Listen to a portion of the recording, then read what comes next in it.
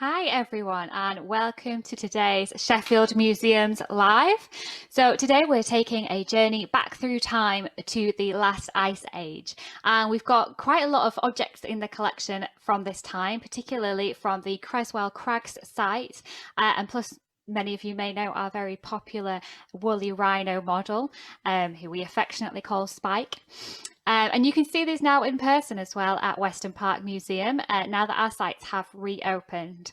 So if you haven't been to see us recently, we are reopened and you are very much welcome to visit. We are a charity and donations are a major support to keep our free museums running. So if you enjoy today's talk and you'd like to show that through a donation, you can donate at museums-sheffield.org.uk/donate. And a big thank you for all the donations that we've been receiving recently. And also a reminder that we are live right now. So if you have any questions or comments, please do pop those in the comments box below and we will answer some questions live at the end of the talk. So I'd like to give a very warm welcome to our guest speaker, who is Jen Horseman from Creswell Crags. Welcome, Jen. Hello there. Hiya. I think we are all good and ready to go. So I will pass over to you to make a start. Wonderful. Yeah, thanks so much for watching, everyone. So, yeah, I'm streaming to you live from Creswell Crags, although it's looking a little bit warmer than this today. I'm going to be taking you back to the last ice age, and the image behind me right now is set at about 12,000 years ago, part of the last ice age. So this kind of conjures up this idea of this incredibly cold, frostbitten time with woolly rhinos and woolly mammoths wandering the planet. But it wasn't always like this. There were certainly times that did look very much like the picture behind me, but the Ice Age wasn't all cold. Actually, the main thing that characterized the Ice Age was just how fluctuating the climate was. So there were even periods during the Ice Age where Britain was warmer than the present day. And we have fossils at Creswell Crags from about 120,000 years ago of things like hippopotamus that were here during one of those warm moments. So the time that I'm talking to you about, the Ice Age, is a bit more scientifically known as the Pleistocene epoch. And that lasts from 2.6 million years ago to 11.7 thousand, which sounds like an incredibly long time. But of course, compared with life on this planet, it's almost nothing. It's very, very close, as you can see, to the present day. And the reason sites like Creswell Crags are just so special and rare is because those climatic fluctuations had incredible effects on the environment, the kinds of animals, and also the humans that could live in our part of the world. And Britain was affected more so than many regions because we were quite peripheral. So Britain during the last ice age was actually a peninsula, part of northwestern Europe. And there were times, because of our proximity to the ocean and also our connection up to Scandinavia, that this big Scandinavian ice sheet would come right down and cover all the areas that you can see here. So this is the absolute maximum extent, and you can see the little cave marked on there is about where Creswell Crags is.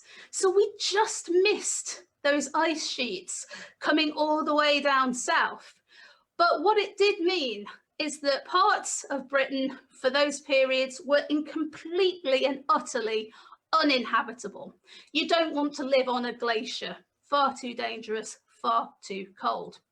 And when the glaciers were at this maximum extent, the land next to them was actually pretty uninhabitable as well. So when it was this bad, you'd have this polar desert with almost no larger plants and very few animals that could be supported. So when it did wobble back and forth and the climate got a little bit warmer, a little bit colder, the land next to the glaciers themselves would change. And for a lot of this time period, that kind of cool ice age period we think of, the land was something like a steppe or a tundra. as we know them today. Now, steppes are large, kind of cool grassland environments, and tundras are these northerly environments, really small plants, things like sorrel, grasses, dwarf birch, dwarf juniper. When you've got plants like that, you can actually support quite a wide range of animals. So everyone's favourites, woolly mammoths, woolly rhinos, of course, things like reindeer, bison, various different animals here at different points during the Ice Age, many of which we have these examples of, which are held in our collections here and also at Weston Park and many other museums. So the reason we know so much about this, and that these animals were here at different points in time and that the climate was changing, is because of the collections that come from Creswell Crags and other similar sites. We've been able to do a reconstruction based on some of these fossils and also pollen evidence of Creswell Crags at different periods of time. So this one is set at about 50 to 45,000 years ago, very much during the last Ice Age. And you can see our friends, the mammoths, wandering through a slightly marshy environment in the Creswell Crags Gorge, this magnesian limestone dotted with caves. And the caves produce these fossils of other animals like hyenas that were once here. So it's more than just mammoths and hyenas. We have all sorts of animal species represented from the fossil record at Creswell. Mammoths, horses, steppe bison, lions, woolly rhinos, reindeer, bears, all sorts of creatures, down to the small fauna, the often forgotten things like lemmings and tiny little pika. These wonderful creatures that tell us so much about the climate change, because they're very vulnerable, being so small and being so very adapted to particular ecological niches. But one of the questions is that actually, how do all of these things make their way into the caves in the first place? Why have we got this time capsule at Creswell Crags? Well, one of the ways that bones made their way into caves, and other things as well, was the action of humans. And the first humans that really made use of the caves at Creswell Crags in that 50, 45,000 years ago period were Neanderthals. And they get a lot of press coverage these days. Everybody wants to know about the Neanderthals. Who were they? How closely related were they to us? Were they different? Could they talk? Well, we now know today that actually they were much more like us than we've ever previously believed. So you've got to ignore all those caricatures about Captain Caveman and hairy, knuckle-dragging beasts with clubs. They were human. It's so important to emphasize that. They were a little shorter than us. A male would be about my height at 5'5", female 5'1". They were stocky, but they probably wore clothes. We know that they could work hides. We know that they were using weaponry like spears, creating stone tools, were capable of making fire, and were almost certainly capable of speech. And there are even bits of evidence coming out these days showing that they were making jewelry and abstract art of their own. So these were most definitely people. And of course, people during this time, when all of the real plants and vegetable matter that you have, it's not really enough to sustain a human on. They were very dependent on animals for their tools and for their diet. So some of the bones end up in the caves because of human hunting, and cut marks on bones tell us what kinds of things made up their diet, like reindeer and bison. But of course, it's not just fossils, it's also tools. And if I switch to my close-up camera, I can show you a lovely object that was found here at Creswell. So this is a genuine Neanderthal hand axe. And this kind of object was made on flint, which is actually quite rare in our region. So they found some pebbles of flint, probably dropped by previous ice sheets, and then napped it, shaped it using a stone, taking flakes away on both sides to make this lovely object. Now we know what these are for. So far from being an axe as we'd imagine them today, they're not for hacking down trees. They're most likely for butchery. So this is essentially a butcher's knife. Traces sometimes on the edge show you what kind of things they were being used for. So breaking down bones to get to the fat inside, particularly some of the other tools known as choppers, used for that quite coarse butchery stage, this to separate muscle from bone, and also to do some woodworking and create those spears that they were using to hunt in the first place. And at some sites, archaeologists have actually been looking at these sorts of tools with such detail. They've found ones that have tiny traces, scratches from metallic ores, so rocks that have been struck across the surface of the hand axe. And it's the equivalent to a flint and steel as we'd use today.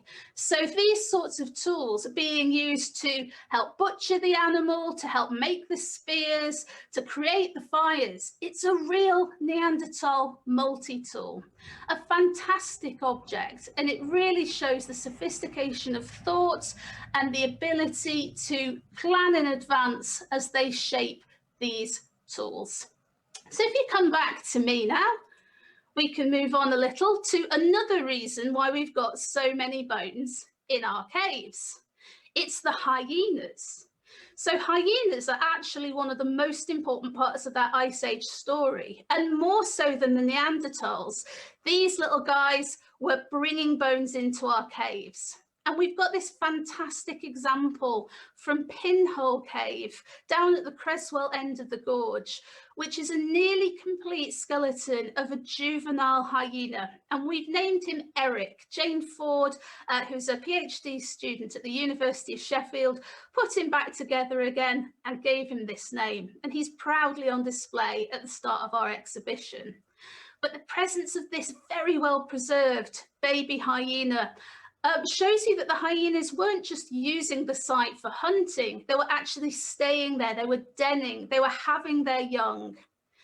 And while they're there denning, they have to feed. And hyenas, as many people know, are scavengers as well as hunters. So they'd go out and find carcasses or hunt things for themselves.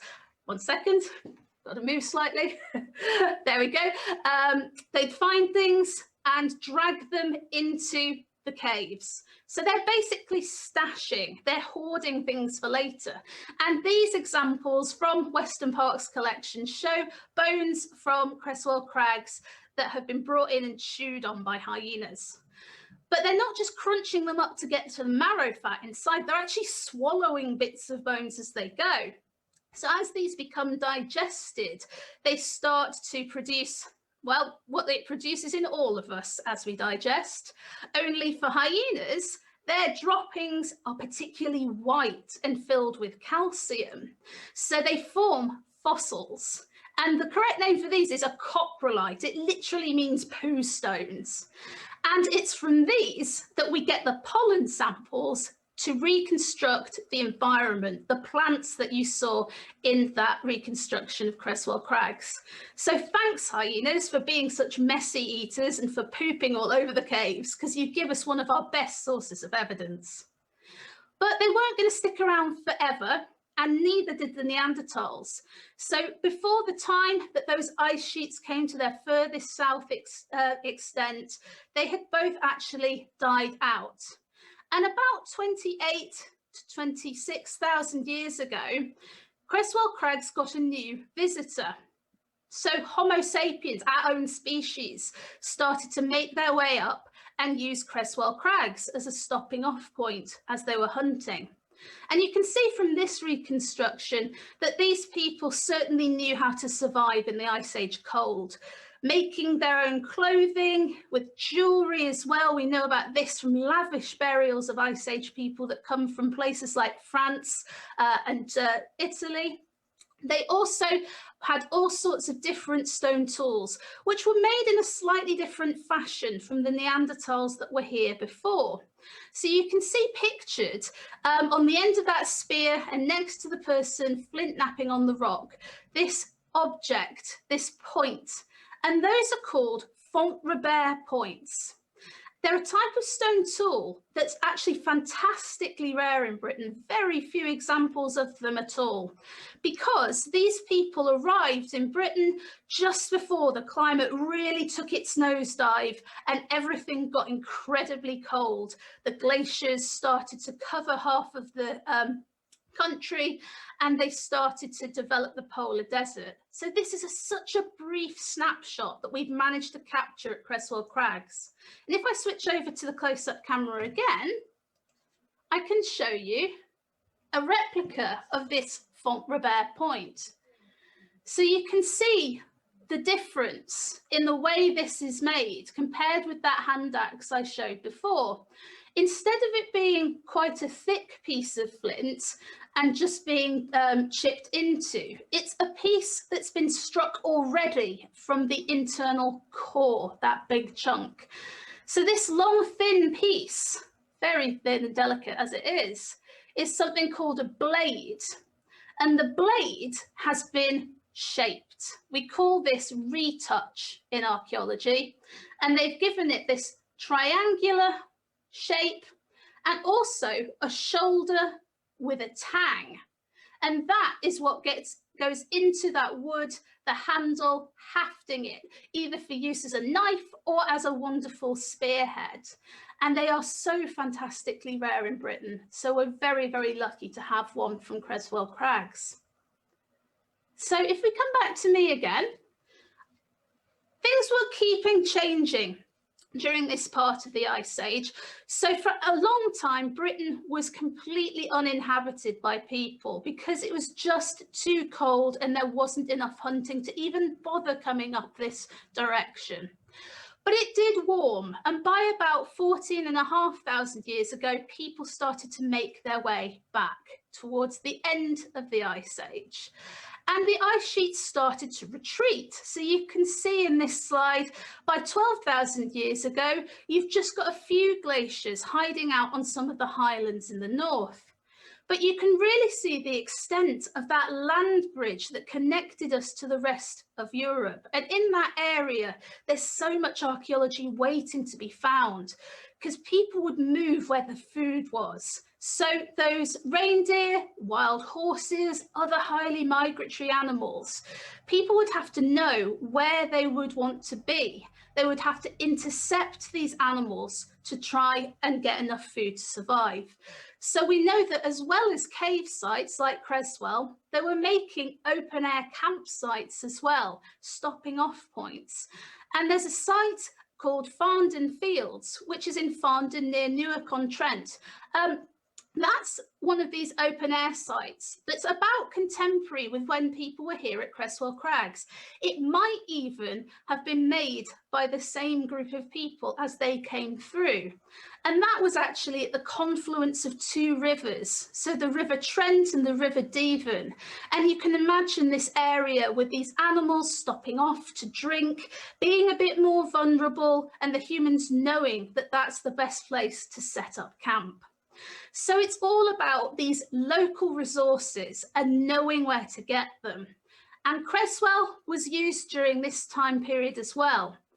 So it was looking like this, my beginning slide, as it started to cool off, a last hurrah for the Ice Age before it truly warmed up and moved into the time known as the Holocene. So this cooling period called the Younger Dryas had some human visitors at Creswell as well, and they were doing all sorts of things while they were here. One of the main reasons we think they stopped at Creswell was actually to hunt mountain hares, which you think, there's not much meat on a hare. Everybody, I think, wants to imagine people hunting mammoths, and people certainly did at certain points in time in some places. But for Creswell, we have more human action on hare bones than many other species, particularly at this point in time. And they're turning their bones into needles, into piercers for hide working. And I imagine that the furs of these hares, if they were in their winter pelt, bright white, very soft, they would probably be using those for delicate things, perhaps gloves, perhaps the linings of boots. But you can also see in this picture that the person in the back has a companion with them. So by this point, people have solidly started on that path towards domesticating wolves. We think that begins actually about 33,000 years ago, but evidence from Germany with two people buried with a wolf/dog from this sort of time period shows us that humans had that relationship with wolves most definitely at this point. So we might imagine these migratory hunter-gatherers at Creswell bringing their companion animals with them. You can also see the person in the back has a very long spear with a white tip. So this is a slight change to technology as well. And if I switch over to the close-up camera, I can show you what I'm talking about. So one of the big changes, and I think it's an important one, as we start to progress through the Ice Age, is that people develop real projectiles. Right at the end of the Ice Age, people are starting to use bows and arrows. But before that, they figure out a way to use levers to fling spears with great force and accuracy. And this tip here, you often find these made on bone, antler, and ivory in some places. It's shown decorated with this crosshatch design, and we have a few examples of this from Creswell. So these thin tipped spears were being used with that attle throwing spear device, a real projectile weapon and probably a great advantage when you were hunting. But they weren't purely decorating weapons. They had a true sense of aesthetics by this point, because at Creswell, in our display, you can see the real version of this. And let me tell you, the real one is stunning. This is a replica of the oldest known coloured drawing from Britain. So it's a fragment of bone that's been so delicately etched, engraved with a flint tool called a burin. And they've etched this design of a horse in profile onto it. And to get the coloured pigment, they've used natural soil, ochre or hematite, to create this image. So we have portable artworks, engravings on pieces that could be moved from place to place. Also an image of a human male, or possibly a bear, or possibly a human-animal hybrid from Pinhole. But of course, when you think about Ice Age art, the main thing you think about is cave art. So we have that here too, in case that wasn't enough. We have engravings inside 3 of our caves. So Churchhole has most of them. Robin Hood Cave has one, Mother Grundy's Parlour one as well. Now this example, you really have to see it in person to truly appreciate it, because as with many of these Ice Age artworks, it does have a bit of modern graffiti on top as well. But this is a stag, and its head is to the left-hand side in the upper left-hand of that picture. And it uses some of the natural curvature to the wall to try and bring the head out. And this is a really common technique by these Ice Age artists, using natural features in the rock to create their images. We also have this image of a bison. It says bovid. It may be another type of cow-like animal, like an aurochs, but it looks more like a bison. This one, as you can see, is facing toward me. And these are 2 of the big contenders with Ice Age art. So when they were drawing and painting, even sculpting out of clay animals in caves, they're usually things like stag or bison or horses, and then a bit of a drop off, and mammoths are included there as well. But what's quite rare are anything that falls outside of that. Carnivores are rare to see in art. Smaller animals, birds, are incredibly rare too. And we've got one of those. So this is an engraving of a long-necked water bird, and it uses the natural shape of the rock on the ceiling of Churchhole. But this could be an ibis, which is an interesting bird, because we think of those as maybe being associated with warmer climates. So could this be an indicator of a person that has travelled a distance, somebody that had perhaps seen this ibis somewhere further away, in continental Europe perhaps, and this could be a memory. Well, we're not sure, but we do know this is beautiful art, and I strongly recommend that you come and see it for yourself if you can. Thank you so much for your attention, everybody. That pretty much ends my talk. Wonderful. Thank you so much. That was really interesting. Thank you. I really enjoyed the hyenas in particular. It was a lot of fun.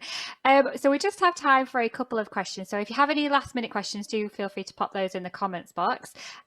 So we've got one here. Do we know why they created the art?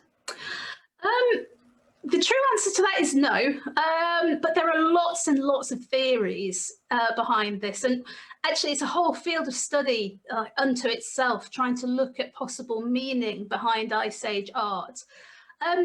Several of the theories, the older theories, focus on the fact that those herbivores are so commonplace. So some of the original archaeologists that wrote about this thought it might have been a kind of sympathetic magic, that they were kind of drawing things to try and assist themselves with hunting, or drawing things that they kind of wanted to see.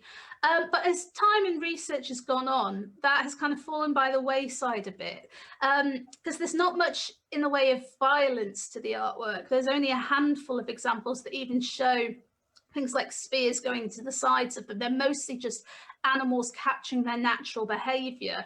And it's not quite as dominated by herbivores as we once thought. There's also all sorts of things like strange symbols, things that are quite hard to understand, abstracts as well.